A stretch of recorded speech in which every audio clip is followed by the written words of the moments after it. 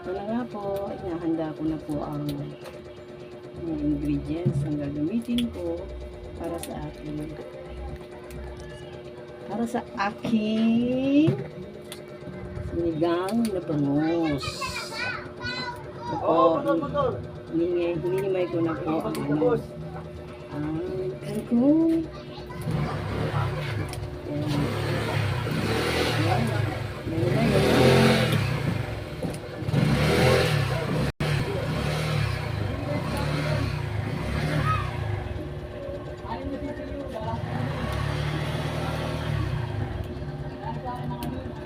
Ako guys, mas gusto ko yung tangkay ng kangkong eh. Mas masarap siya kainin. Yan. Yan po, mga ingredients yan. Himayin ko muna ang mga kangkong. Bakit tayo mo gano'n? Tayo nga. Himay ko po yan. Yan. Tapos, ayan po, mga ingredients na halo ng aking sinigang na bangus ala Aling Marisa. Next, ito na po yung kangkong. Tapos yung sunod po ay yung talong. Isang talong lang kasi kaunti na naman yung na sinigang ko. Iniwa ko na po guys. Iniwa ko.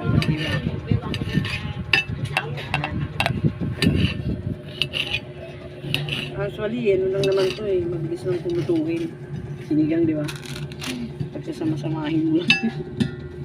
At boom! Tapos na. Ayan. Okay, ano mo na? Stop mo na. Naiwa ko na po yung sibuyas. At isang sili lang po ang aking panghalo. Kasi ito lang naman ang aking lulutuin. Konti lang yan. 5 hiwa ng bangus.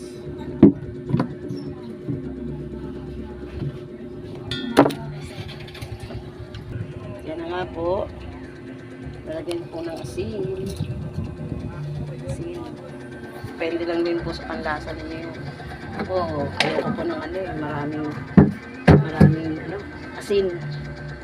At yan, lalagay ko na po yung sibuyas. Kamatis. Madali lang talaga lutuin ko. Yan.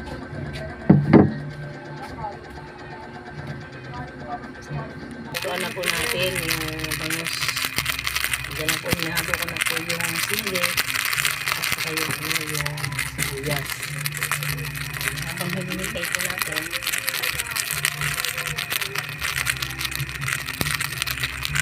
so tatakpan po natin.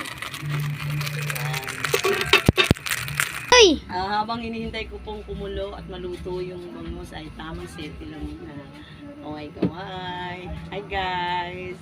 Sana po support niyo yung aking cooking video. Please, sana po, miss lang po tayo. Support na lang po niyo guys. Don't forget to like and share my video. Maraming salamat po. 1, 2, 3. Ayan na nga po. Kumukulo na po. At siyempre, kailangan natin i-add na natin yung talong. Talong muna. Yan. Kasi matagal yan eh. Matagal maluto. So, yun. Kasi kailangan yan eh. Hindi malusaw. Yan. Yan. Siguro, takpan natin ulit. At pag kumulo na yan ay yung naman, kangkong ang ating i-add. Tapos, huli na po natin i-add ko. Ito na po, add ko na po yung kangkong. Kasi tingin ko naman, malambot na rin yung yung talong.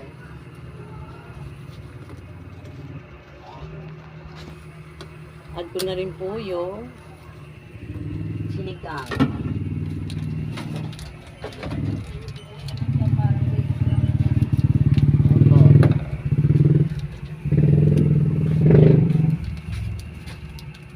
Lahat na yan kasi ang daming sabaw.